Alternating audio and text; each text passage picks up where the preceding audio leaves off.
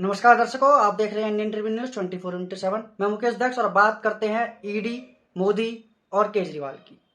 जैसा कि 5 राज्यों में चुनाव का माहौल है और वहीं अरविंद केजरीवाल को ईडी का नोटिस जा चुका था। हालांकि उन्होंने ईडी के सामने पेश होने से मना कर दिया था कि मेरे को काफी सारे काम हैं और ये ईडी का नोटिस किस बिहाफ पर आया है, किस केस के बिहाफ पर आया है, किस चीज पर आया है वो मुझे बताया जाए और मेरे को एज अ नॉर्मल पर्सन या एज अ चीफ मिनिस्टर या एज अ पॉलिटिकल लीडर कैसे बुलाया जा रहा है ये भी क्लियर किया जाए। फिर अगर मुझे एज अ नॉर्मल पर्सन बुलाया जा रहा है तो एज अ चीफ मिनिस्टर मुझे बहुत सारे काम है, क्योंकि चुनावी माहौल है, मुझे एडवर्टाइजमेंट कैंपेन भी देखने हैं और फिर दिवाली भी पास आ रही है, त्योहार का पूरा अरेंजमेंट भी देखना है और फिर मैं अपनी ड्यूटी फिर किसी और को सौंप करके पूरा इसका सेटअप करके तब मैं आपके पास आऊं।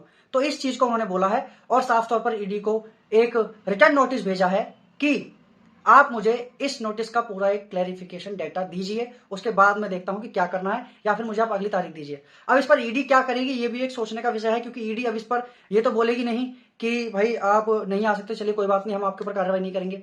ईडी जरूर इसमें या तो एक डेटा नोटिस भेजेगी कि उसमें उनको पूरा क्लैरिफाई करके भेजेगी कि इस आधार पर आपको बुलाया जा रहा है और आपको आना होगा, या फिर ईडी उनको एक नेक्स्ट डेट देगी कि आप इस डेट पर हमारे पास आइए, या फिर ईडी उनके घर पर जाएगी और उनसे बातचीत करेगी और वहां से जो कार्रवाई उनको आगे की करनी है वो करेगी।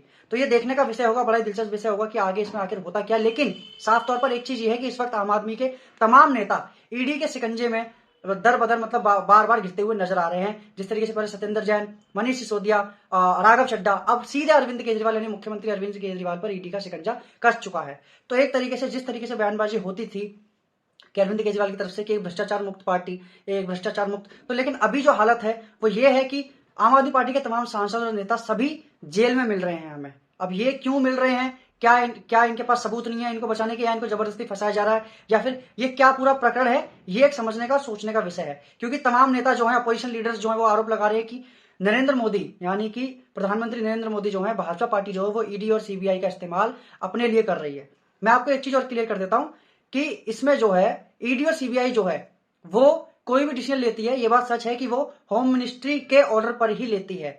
यानी कि अगर उसको किसी को अरेस्ट करना है और किसी पार्टी के नेता पर उसको अगर रेड करनी है तो उसे होम मिनिस्ट्री से यानी सेंट्रल गवर्नमेंट से उसको ऑर्डर लेने पड़ते हैं। तो ये बात भी सच है। लेकिन दूसरी तरफ मैं आपको क्लियर कर देता हूं कि जिस पर ईडी की रेड पड़ती है, सीबीआई की रेड पड़ती है, उसके पास भी बचने के काफी सारे हथकंडे होते हैं कि अगर वो गलत नहीं है तो वो इससे साफ तौर पर बच सकता है। क्योंकि सुप्रीम कोर्ट न्यायालय में जब उसके सामने पे वो पूरा प्रकरण जाता है तो वो अपने तरीके से इसको देखता है। यानी कि सुप्रीम कोर्ट जो है इसमें अपने तरीके से इस पूरे प्रकरण को चलाता है और पूरे मामले की छानबीन करता है। जिस तरीके से अभी मनीष सिसोदिया का केस जो है वो चल रहा है और उस पर साफ तौर पर यानी कि जज ने जो कहा है कि हमें इसमें अभी भी गड़बड़ दिख रही है तो इसलिए हम इनकी जमानत को खारिज करते हैं। तो अब जो अगला नंबर है वो शायद दिख रहा है अरविंद केजरीवाल जी का। तो आप लोगों की इस पर क्या राय है कि अरविंद केजरीवाल जी गलत हैं या नहीं है, या मोदी जी ईडी सीबीआई का गलत इस्तेमाल कर रहे हैं या नहीं कर रहे हैं? ये इंडियन ट्रिब्यून न्यूज आम जनता से पूछता है पहले तो कि आखिर उनको इस पूरे मामले में क्या लगता है। कमेंट बॉक्स में जरूर बताना और आगे इस मामले में जो भी होगा वो हम आपके साथ जरूर साझा करेंगे। अभी के लिए फिलहाल इस रिपोर्ट में इतना ही। बहुत बहुत शुक्रिया, बहुत बहुत धन्यवाद।